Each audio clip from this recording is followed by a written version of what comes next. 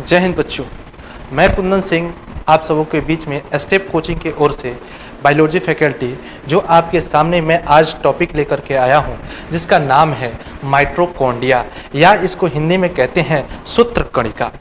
आइए जरा इसको एक एक पार्ट हम इस कदर समझेंगे कि चाहे नीट हो, चाहे आपका बोर्ड हो या फिर कोई कॉम्पिटिटिव एग्जाम हो, आपके माइटोकॉन्ड्रिया से तो छूटेगा ही नहीं। तो आइए जरा इसको समझते हैं कि क्या होता है माइटोकॉन्ड्रिया जो शब्द है वो दो शब्दों से मिलकर के बना हुआ है। फर्स्ट है जिसका नाम है माइटो का अर्थ हिंदी में क्या होता है, तो सूत्र, धागा या तंतु।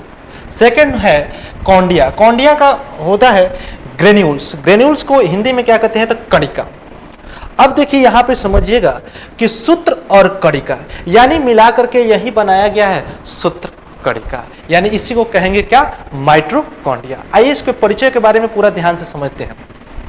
सबसे पहले माइटोकॉन्ड्रिया की जो खोज किया था उस वैज्ञानिक का नाम था अल्बर्ट वन कोलिकर, जिन्होंने 1857 में माइटोकॉन्ड्रिया की खोज किया था। इन्होंने तो खोज कर दिया था, लेकिन मजे की बात यह है कि इन्होंने नहीं बताया था कि यह माइटोकॉन्ड्रिया है या फिर ये क्या है। खोज तो कर दिया था। सेकंड नंबर में आते हैं रिचर्ड अल्टमैन। इसे एक नाम देते हैं जिसका नाम क्या है, बायोब्लास्टस, और उन्होंने 1890 में दिया था। जो आगे चलकर तकरीबन 9 साल के बाद आते हैं एक वैज्ञानिक जिसका नाम है कार्ल बेंड। उन्होंने क्या किया, इसका नाम दिया, माइटोकॉन्ड्रिया शब्द दिया। जो वैज्ञानिक हैं कार्ल बेंड, उन्होंने 1898 में माइटोकॉन्ड्रिया का शब्द दिया था। आइए आगे समझते हैं इसका क्या होता है। कोशिका का यह एक कोशिकांग है। ये क्या कहेंगे, कोशिका के एक कोशिकांग है जो ऊर्जा का निर्माण करता है। यानी कहेंगे हमारे बॉडी में जितने भी कोशिका हैं उसमें माइटोकॉन्ड्रिया उपस्थित रहता है, हर एक कोशिका में उपस्थित रहता है। तो यानी ये कोशिका का एक अंग है, इसीलिए हम इसको क्या कह देते हैं, कोशिकांग कह देते हैं। अब जरा समझिएगा तो इसका कार्य क्या होता है, तो जो ऊर्जा का निर्माण करता है, या कहेंगे क्या, यह कोशिका में श्वसन क्रिया करके एटीपी का निर्माण करता है। अब यहाँ पर आया है श्वसन क्रिया क्या होता है, इसको जरा हम समझेंगे कि श्वसन क्रिया आखिरकार होता क्या है। तो जरा समझिएगा, कोशिका में श्वसन का कार्य माइटोकॉन्ड्रिया द्वारा ही होता है। अब देखिए जरा ध्यान समझिएगा, हमारे कोशिका में या कहेंगे कि ओवरऑल श्वसन जो होता है 2 प्रकार के होता है। कितने प्रकार के, 2 प्रकार के। एक होते हैं, जरा समझिएगा बच्चा, एक होते हैं वायवीय श्वसन और दूसरा होता है अवायवीय श्वसन। अब इसको जरा ध्यान से समझिएगा तो एक बार में ही क्लियर हो जाएगा कि वायवीय श्वसन और अवायवीय श्वसन क्या होता है। वायवीय श्वसन उसको कहते हैं जो ऑक्सीजन की उपस्थिति में रिएक्शन हो, उसको क्या कहते हैं, वायवीय श्वसन। अब जरा इसको ध्यान से समझिएगा, जैसे हम कोई व्यक्ति हैं, हमको क्या चाहिए, हमारे अंदर कोशिका में मौजूद है क्या, माइटोकॉन्ड्रिया। अब जब माइटोकॉन्ड्रिया मौजूद है तो माइटोकॉन्ड्रिया द्वारा तो हमको ऊर्जा तो चाहिए। अब वो कैसे करेगा, तो सबसे पहले श्वसन की क्रिया कराने के लिए हमारे फेफड़ा के द्वारा गैसों को अंदर लिया जाता है। उसमें आपका नाइट्रोजन भी जाएगा, कार्बन डाइऑक्साइड भी जाएगा और ऑक्सीजन भी जाएगा। तो गैसों का सिलेक्शन जो होता है वो हमारे लंग्स द्वारा, फेफड़ा द्वारा हो जाता है, और उसमें से कार्बन डाइऑक्साइड, नाइट्रोजन को छाट करके और आरबीसी के पास ऑक्सीजन को बच्चा भेज दिया जाता है। अब देखिए जैसे आरबीसी के पास चला गया तो आरबीसी का काम सिर्फ है परिसंचरण करना, यानी एक स्थान से दूसरे स्थान तक ले जाना और फिर उधर से ढोने का, यानी समझ जाओ कि रेलगाड़ी की तरह यह कार्य करता है। किसी वस्तु को ले गया, फिर उधर से लेकर के आया, और उसमें मौजूद रहता है अपना क्या, हीमोग्लोबिन क्या होता है, तो जरा समझिएगा, ये हमारे रक्त समूह का एक भाग है हीमोग्लोबिन, जिसमें क्या होता है कि 4 ऑक्सीजन के अणु, कितने, 4 ऑक्सीजन के अणु एक हीमोग्लोबिन से जुड़े होते हैं। अब हीमोग्लोबिन, एक और क्वेश्चन यहां से बन सकता है कि रक्त का लाल रंग किसकी वजह से होता है, तो हीमोग्लोबिन के कारण होता है। अब देखिएगा, अब आगे इसमें जब चला जाएगा तो हीमोग्लोबिन क्या होता है, तो हीमोग्लोबिन दो शब्दों से बना होता है, एक होता है हीम और दूसरा होता है ग्लोबिन। तो हीम का अर्थ क्या होता है, तो वो नेक्स्ट टॉपिक है, उसका अलग देखा जाएगा। लेकिन यहाँ पे आइए, एक हीमोग्लोबिन से 4 ऑक्सीजन के अणु क्या होते हैं, जुड़े होते हैं। और वो समझ जाओ कि ये रक्त में घुले हुए 4 ऑक्सीजन के अणु है, वो कहाँ पे आए, तो माइटोकॉन्ड्रिया के पास आए। जब माइटोकॉन्ड्रिया के पास आते हैं तो माइटोकॉन्ड्रिया के पास ग्लूकोज रहता है। क्या रहता है, ग्लूकोज। अब जरा इसको समझिएगा, ग्लूकोज। अब ये ग्लूकोज है आपके पास, यही ग्लूकोज अगर ऑक्सीजन के उपस्थिति में, यानी देखो यहां पे लिखे हैं C6O2 है, यही ग्लूकोज अगर ऑक्सीजन की उपस्थिति में रिएक्शन करता है या तोड़ा जाता है इसको, तब जाकर के हमको ऊर्जा का निर्माण होता है। तो इसमें देखिएगा 6 कार्बन डाइऑक्साइड, 6 जल के अणु और 38 एटीपी का निर्माण होता है। ये तो अपना हो गया क्या, वायवीय श्वसन। अब जरा ध्यान से समझिएगा, अवायवीय श्वसन क्या कहते हैं, वैसा श्वसन जिसमें ऑक्सीजन उपस्थित ना हो। अब जरा इसमें देखिएगा क्या होता है अवायवीय श्वसन। सेम कार्य कि हमारे फेफड़ा के द्वारा गैस को लिया जाएगा, उसमें जाएगा आपका कार्बन डाइऑक्साइड जाएगा, नाइट्रोजन जाएगा, ऑक्सीजन जाएगा, सब जाएंगे। लेकिन उसमें क्या रहेगा कि ऑक्सीजन की अनुपस्थिति रहेगी या ऑक्सीजन होगा ही। अब इस बात को जरा हम यहां पे फिर से पॉइंट में ये कि हमारे माइटोकॉन्ड्रिया द्वारा ऊर्जा का निर्माण तो किया जाएगा, इसमें कोई दिक्कत नहीं है, ऊर्जा का निर्माण होना ही होना है। क्यों, क्योंकि हम कार्य कर रहे हैं, किसी भी चीज को अंजाम दे रहे हैं, तो हमारे कोशिका कार्य जब करती है तो उसको एनर्जी चाहिए। अब देखो, जब फेफड़ा के द्वारा आरबीसी में ऑक्सीजन को नहीं भेजा जाता है, तब हीमोग्लोबिन से भी ऑक्सीजन नहीं जुड़ेंगे, यानी ट्रांसफर नहीं होंगे। अब देखिए, माइटोकॉन्ड्रिया के पास ऑक्सीजन नहीं पहुंचा है। अब जब माइटोकॉन्ड्रिया के पास ऑक्सीजन नहीं पहुंचा है, तो यहां पे तो ग्लूकोज के तो अणु टूटेंगे ही टूटेंगे। और जब टूटेंगे तो किसकी अनुपस्थिति में, तो ऑक्सीजन के उपस्थिति में। तब क्या होता है कि लैक्टिक अम्ल का निर्माण होता है। अब इस बात का जरा ध्यान से समझिएगा बच्चा, लैक्टिक एसिड। अब चलिए कि मैं कोई धावक हूं, मेरी ये जान की जो कोशिका है उतना एक्टिव नहीं है, या उसके पास जो है ऑक्सीजन के लेवल नहीं पहुंच पा रहा है जितना लेवल में वो कार्य कर रहा है, या एटीपी का निर्माण कर रहा है। अब मैं दौड़ते जा रहा हूं, पूरा फोर्स के साथ दौड़ते जा रहा हूं। कुछ समय के बाद देखिएगा कि ये मेरा थाई जो होगा, या खुद में अनुभूति कीजिएगा, लॉक हो जाएगा। क्यों लॉक हो जाएगा और पेन करने लगेगा, तो वहां पर एक ही चीज हुआ है। क्या हुआ है, तो अवायवीय श्वसन हुआ है। आपके माइटोकॉन्ड्रिया ने कार्य करने के लिए एनर्जी तो बनाया है, लेकिन किसकी अनुपस्थिति में, तो ऑक्सीजन की अनुपस्थिति में जब बनाया है तो दो चीज बनता है, एक लैक्टिक एसिड का निर्माण होता है और दूसरा होता है इथेनॉल। तो जरा ध्यान से समझिएगा, इथेनॉल का निर्माण अगर हमारे बॉडी में हुआ रहता तब बिना हम लोग दारू पिए ही टल्ली रहते, बिल्कुल मस्त रहते, क्योंकि हमारा बॉडी ही क्या बना रहा है, इथेनॉल। तो इथेनॉल हमारे बॉडी की कोशिकाएं नहीं बनाती है, क्या बनाती है, लैक्टिक एसिड और प्लस एटीपी। ध्यान से समझ में आया बच्चा, ये क्या है, श्वसन को हमने कितने भागों में बांटा, 2 भागों में। एक भागा बांटा वायवीय श्वसन, दूसरा अवायवीय श्वसन। अवायवीय श्वसन क्या होता है, जिसमें ऑक्सीजन की उपस्थिति में ग्लूकोज के अणु को तोड़ करके और एटीपी ऊर्जा का निर्माण किया जाता है। सेकेंड नंबर में एटीपी का निर्माण या ऊर्जा का निर्माण ग्लूकोज को तोड़ने में जब ऑक्सीजन का भूमिका नहीं होता है, उसको हम क्या कहेंगे, अवायवीय श्वसन कहेंगे। आइए आगे समझते हैं बच्चा। अब जरा इसको समझिएगा, ये क्या है, पूरा अपना भूमिका लिखा हुआ है। 38 एटीपी लगभग 1292 किलो जूल या 673 किलो कैलोरी ऊर्जा का निर्माण करता है। जरा ध्यान से समझिएगा, 38 एटीपी यानी हमारे एक कोशिका में एक बार वायवीय श्वसन होता है तो 38 एटीपी का निर्माण होता है, और उस 38 एटीपी में एटीपी के द्वारा 1292 किलो जूल या 673 किलो कैलोरी ऊर्जा का निर्माण होता है। सेकंड नंबर में बच्चा आइएगा, एक कोशिका में माइटोकॉन्ड्रिया की संख्या कितनी हो सकती है, तो माइटोकॉन्ड्रिया की संख्या बाबू 50 से लेकर के 5000 तक हो सकती है। और जरा ध्यान से समझिएगा इस बात को, 5 से लेकर के 50,000 हो सकती है। अब जरा ध्यान से, जैसे मैं पढ़ा रहा हूं तो सबसे ज्यादा हमारे बॉडी के किस भाग से कार्य हो रहा है, माउथ से। एक रनर दौड़ रहा है सबसे ज्यादा किस चीज से कार्य हो रहा है? तो उसके पैर से। एक रेसलर है या कोई धावक है, चाहे ऐसा कोई भी व्यक्ति मान लो, जिस अंग से ज्यादा कार्य किया जाएगा उसमें क्या होंगे? माइटोकॉन्ड्रिया ज्यादा होंगे। क्यों? जिस अंग से वो कार्य कर रहा है उसमें एनर्जी ज्यादा लगेगा, और जैसे एनर्जी ज्यादा लगेगा तो उस कोशिका को चाहिए माइटोकॉन्ड्रिया। तो यहाँ पे स्पष्ट रूप से लिखा गया है कि आवश्यकता के अनुसार घट बढ़ सकते हैं, घट बढ़ सकते। एक और चीज आपको बताना चाहूंगा कि अगर बताओ कि मेरा पूरा बॉडी में क्या है?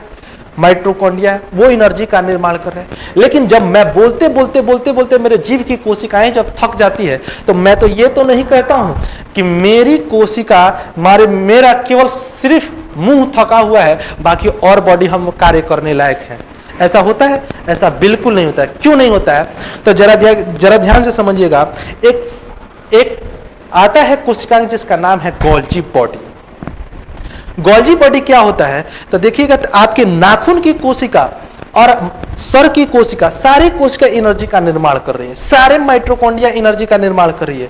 अब देखिए, वो भी एनर्जी बनाया, बाल की कोशिकाएं भी बनाई, हाथ की कोशिका बनाई, लेकिन काम किससे हो रहा है? मुंह से।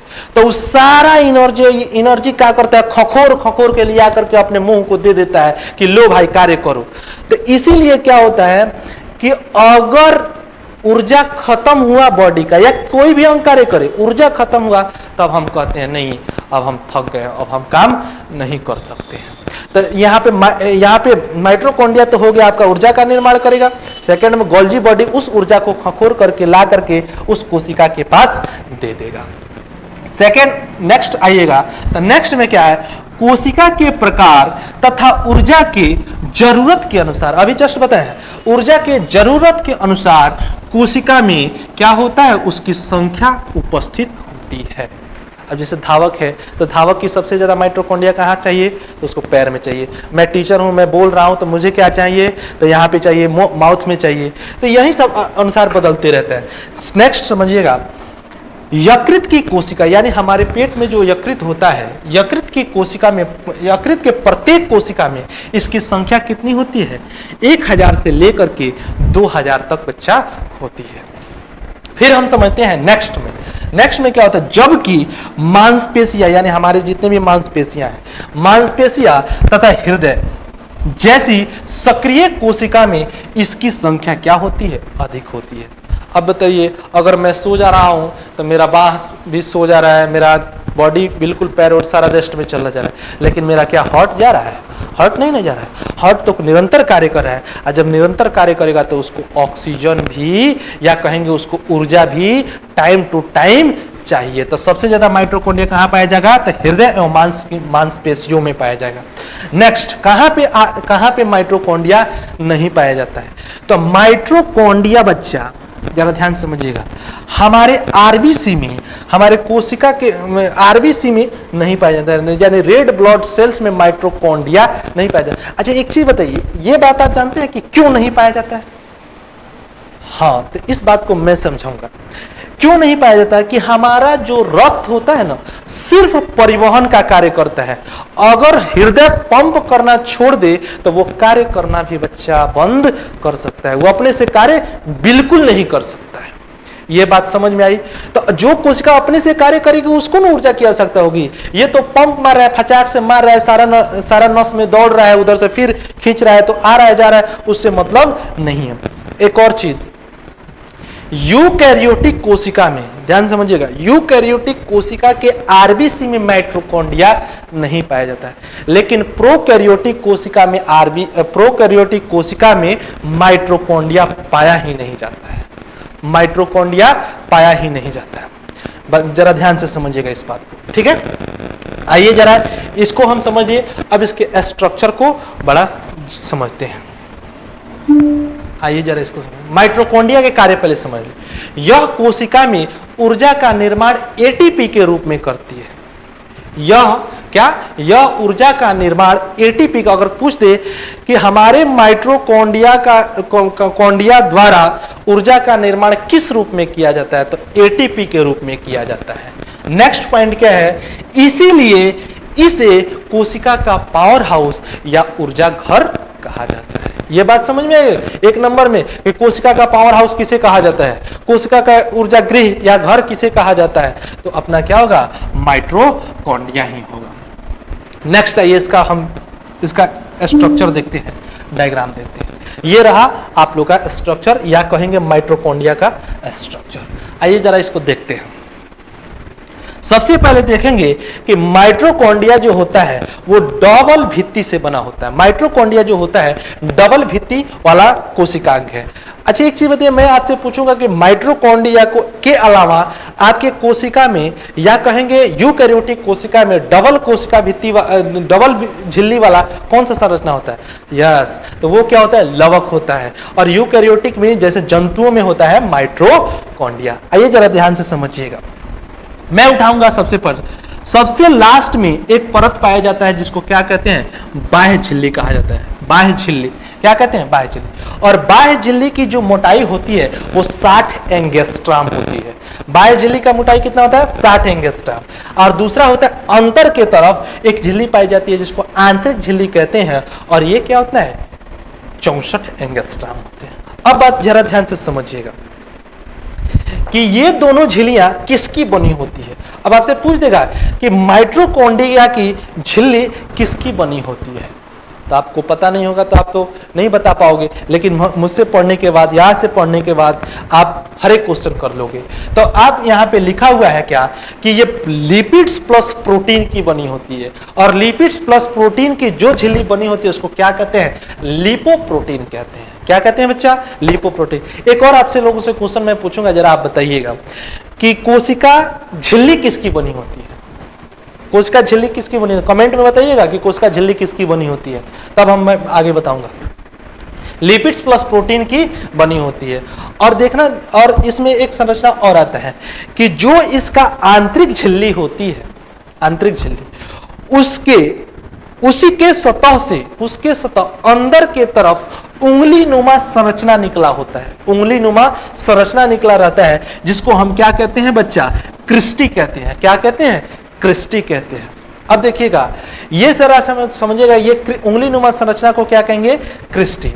क्रिस्टी पे लगे रहते हैं ऑक्सीसोम, एक उंगली के जैसे एक उंगली, उस पे एक एंटीना के तरह लगे रहते हैं। किस पे, ये क्रिस्टी पे लगे रहते हैं जिसका नाम है ऑक्सीसोम, या कहेंगे F1 कॉर्ड या प्रारंभिक कॉर्ड। जरा ध्यान से समझिएगा, ऑक्सीसोम, F1 कॉर्ड और प्रारंभिक कॉर्ड प्रत्येक कोशिका में, यानी प्रत्येक कोशिका में 10,000 से लेकर के 1 लाख इसकी संख्या हो सकती है। यानी ऑक्सीसोम की संख्या 10,000 से लेकर के 1 लाख तक हो सकती है। सब क्वेश्चन इंपोर्टेंट है बच्चा, सब ऑब्जेक्टिव लेवल क्वेश्चन है, सब इंपोर्टेंट है, इसको एक एक करके ध्यान से समझिएगा। नेक्स्ट आइएगा, इस कोशिका के अंदर एक तरल पदार्थ पाया जाता है, एक तरल पदार्थ पाया जाता है। अच्छा मैं एक और आपसे क्वेश्चन पूछूंगा, कोशिका के अंदर पाए जाने वाले तरल पदार्थ को क्या कहते हैं, ये भी कमेंट करके बताइएगा। कोशिका के अंदर पाए जाने वाले तरल पदार्थ को क्या कहते हैं, हम बता रहे हैं। ये माइटोकॉन्ड्रिया के अंदर एक तरल पदार्थ पाया जाता है जिसको क्या कहते हैं, मैट्रिक्स कहते हैं। क्या कहते हैं, मैट्रिक्स। हिंदी में क्या कहेंगे, अधात्री। हिंदी में क्या कहते हैं बच्चा, अधात्री, और इंग्लिश में मैट्रिक्स। अब देखना इस मैट्रिक्स में क्या होता है, इस तरल पदार्थ में क्या रहते हैं, तो एंजाइम रहते हैं, डीएनए रहते हैं, और राइबोसोम के कण भी रहते हैं। राइबोसोम के कण भी रहते हैं। और एक चीज पॉइंट दे करके मैं बताऊंगा, इसमें देखो यहाँ पे लिखे हुए हैं राइबोसोम, राइबोसोम के कण लिखे हुए हैं। और देखना आपसे अगर पूछेगा कि यूकैरियोटिक कोशिका में राइबोसोम की कौन से राइबोसोम होते हैं, तो आप बताइएगा 80S वाला। कितना, 80S। लेकिन वही पूछ लेगा कि यूकैरियोटिक कोशिका के माइटोकॉन्ड्रिया में क्या राइबोसोम होते हैं, तो वहां पे प्रोकैरियोटिक वाला यानी 70S राइबोसोम होता है। एक अलग से वीडियो निकाल के बताऊंगा कि 70S 80S क्या होता है, लेकिन ओवरऑल इतना समझिएगा। इसको मैट्रिक्स में ये एंजाइम, डीएनए और राइबोसोम पाए जाते हैं। ये एंजाइम जो क्या होते हैं, श्वसन से संबंधित एंजाइम होते हैं। ये एंजाइम क्या, कौन सा एंजाइम होते हैं, श्वसन से संबंधित। आइए जरा इसको समझते हैं। और एक क्वेश्चन और आपसे मैं पूछूंगा, ज्यादा ध्यान से समझिए। हमारे बॉडी में जो केंद्रक में जो डीएनए पाए जाते हैं, केंद्रक में वो डीएनए कैसे होते हैं तो जरा ध्यान से समझिएगा। वो डीएनए आपका डबल रज्जु की, यानी कहेंगे डबल रज्जु की, जिनका दोनों सिरा क्या होता है, मुक्त होता है, दोनों सिरा मुक्त होता है। लेकिन यहां पर क्या है कि माइटोकॉन्ड्रिया के अंदर जो डीएनए पाया जाएगा वो किस रूप में पाया जाएगा बच्चा, वृत्ताकार के रूप में, ऐसे पाए जाते हैं, ऐसे ऐसे पाए जाते हैं। अब इसको ऐसे बना लीजिए, ऐसे इसका वृत्ताकार रूप में इसमें डीएनए पाया जाएगा। यहां पर भी द्विरज्जु की होता है, लेकिन किस रूप में, वृत्ताकार रूप में। अब जरा इसको एक बार समझिएगा। इस ऑक्सीसोम का एक अलग डायग्राम हम बनाए हुए हैं। इस ऑक्सीसोम को जरा देखिएगा, आइए जरा देखिए। इस ऑक्सीसोम को जब अलग हम एक स्ट्रक्चर निकाल करके देखते हैं तो ये 3 भागों में बटा हुआ है। एक है शीर्ष, दूसरा है वृंत और तीसरा है आधार। अब ये तीनों का कार्य क्या होता है जरा समझिएगा। ये नीचे वाला जो भाग होता है, आधार वाला भाग, ऑक्सीसोम का आधार वाला भाग, इसमें इलेक्ट्रॉन ट्रांसफर करने वाला एंजाइम पाया जाता है। इलेक्ट्रॉन ट्रांसफर करने वाला एंजाइम पाया जाता है किसमें, यहां पे आधार में। किसमें पाया जाएगा बच्चा, आधार में। फिर से ध्यान से समझिएगा। ऑक्सीसोम को हम जब बाहर निकाल करके देखें तो ऑक्सीसोम को 3 भागों में बांटा गया है। फर्स्ट नंबर ऊपर वाले पार्ट को क्या बोलेंगे, शीर्ष, बीच वाले को वृंत तथा नीचे वाले को क्या कहेंगे, आधार कहेंगे। आधार वाले में क्या पाया जाता है तो इलेक्ट्रॉन ट्रांसफर करने वाला क्या, एंजाइम पाया जाता है। सेकंड नंबर ऊपर की तरफ आइएगा, शीर्ष के नंबर, तो यहां पर एटीपी सिंथेटेज एंजाइम पाया जाता है। यानी एटीपी का निर्माण यहीं से होता है, ऑक्सीसोम से। कहां से होता है, ऑक्सीसोम से। एटीपी सिंथेटेज एंजाइम पाए जाते हैं। ओवरऑल ये हमारा सारा क्या समाप्त हुआ, माइटोकॉन्ड्रिया। एक बार फिर से रिपीट कर दे, एक बार फिर से रिपीट कर दे, एक बार फिर से रिपीट कर दे। आइए जरा इसको देखते हैं।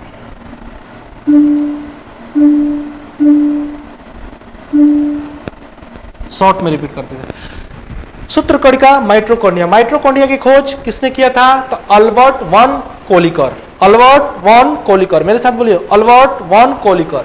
और इस किस सन में खोया था 1857 ईस्वी में। एक शब्द, एक और चीज याद में, कहीं कहीं लिखा हुआ है 1880, तो इसमें कंफ्यूज नहीं होना है, 1857 ही सही है क्या। उसके बाद में आते हैं रिचर्ड अल्टमैन ने क्या किया था, इसका एक नाम दिया था जिसका क्या है, बायोब्लास्टस। वो किस सन में दिया था तो 1890 में। लास्ट में आइएगा तो माइटोकॉन्ड्रिया शब्द किसने दिया था तो कार्ल बेंडा ने। किसने दिया था, कार्ल बेंडा ने। कौन से, 1898 ईस्वी में। नेक्स्ट, कोशिका का यह एक कोशिकांग है जो क्या होता है, ऊर्जा का निर्माण करता है, या कोशिका के श्वसन क्रिया में एटीपी का निर्माण करता है। कोशिका में श्वसन का कार्य माइटोकॉन्ड्रिया द्वारा होता है। आइए नेक्स्ट, श्वसन जो होते हैं 2 प्रकार के होते हैं। एक होते हैं वायवीय श्वसन, दूसरा होता है अवायवीय श्वसन। जो रिएक्शन, जो ग्लूकोज का तोड़ना ऑक्सीजन की उपस्थिति में हो उसको वायवीय श्वसन, और जो ऑक्सीजन की अनुपस्थिति में हो उसको अवायवीय श्वसन कहते हैं।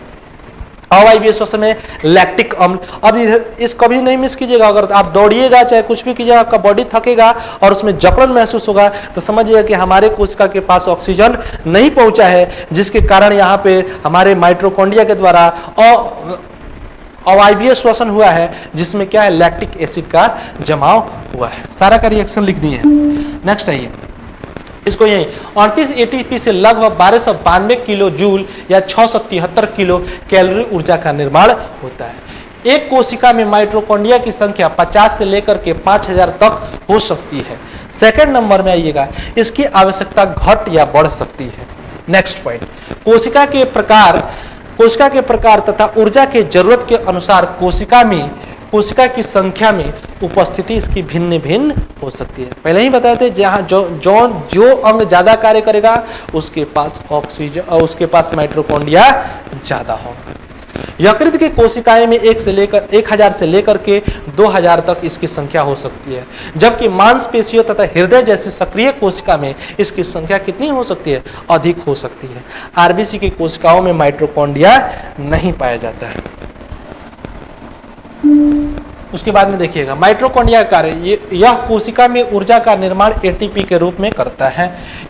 इसलिए इसको क्या कहते हैं, कोशिका का पावर हाउस या ऊर्जा घर कहते हैं। आइए जरा समझते हैं। नेक्स्ट स्ट्रक्चर ये है अपना, याद कीजिए मेरे साथ। फर्स्ट नंबर, माइटोकॉन्ड्रिया कितने झिल्ली से बना होता है, तो 2 झिल्ली से। फर्स्ट नंबर तो बाहरी झिल्ली, दूसरा आंतरिक झिल्ली। बाहरी झिल्ली और आंतरिक झिल्ली किसकी बनी होती है, तो लिपिड्स प्लस प्रोटीन की। लिपिड्स प्लस प्रोटीन को मिलाकर के क्या कहते हैं, तो लिपोप्रोटीन। आंतरिक झिल्ली को पकड़, बाहर झिल्ली कितना एंगस्ट्रॉम मोटी होती है, तो 60 एंगस्ट्रॉम। आंतरिक झिल्ली कितनी मोटी होती है, तो 64 एंगस्ट्रॉम। अब देखिएगा आंतरिक झिल्ली के द्वारा अंदर की तरफ कुछ उंगली जैसी संरचना निकलता है, जिसको हम क्या कहते हैं, क्रिस्टी कहते हैं। क्या कहते हैं बच्चा, क्रिस्टी कहते हैं। क्रिस्टी पे कुछ एंटीना जैसा संरचना लगा रहता है, जिसको क्या कहते हैं, ऑक्सीसोम या F1 कॉर्ड या प्रारंभिक कण भी कहते हैं। प्रत्येक कोशिका में 10,000 से लेकर के 1 लाख तक इसकी संख्या हो सकती है ऑक्सीसोम की। इसमें माइटोकॉन्ड्रिया में एक अलग प्रकार का राइबोसोम होता है, और वो राइबोसोम 70 से, भूलना नहीं, कभी गड़बड़ाना नहीं, क्योंकि ये बार बार गड़बड़ा जाता है कि यूकैरियोटिक कोशिका में राइबोसोम 70 कैसे आ गया। तो याद रखिएगा, यूकैरियोटिक कोशिका में 80S होता है, लेकिन यूकैरियोटिक कोशिका के कोशिकांग एक है जिसका माइटोकॉन्ड्रिया है, तो माइटोकॉन्ड्रिया में कितने हो जाएंगे, 70S। और एक चीज और याद रखिएगा, जो लवक होता है, जो प्लास्टिड होता है, उसमें भी क्या होते हैं, 70 है। इसमें भी डीएनए पाए जाते हैं, जो किस रूप में रहते हैं, वृत्ताकार रूप में रहते हैं। किस रूप में रहते हैं, वृत्ताकार के रूप में। इसके अंदर पाए जाने वाले पदार्थ को हम क्या कहते हैं, मैट्रिक्स कहते हैं, या तरल पदार्थ को क्या कहते हैं, मैट्रिक्स हिंदी में कहते हैं अधात्री, जिसमें एंजाइम, डीएनए और राइबोसोम वगैरह वगैरह भरे रहते हैं।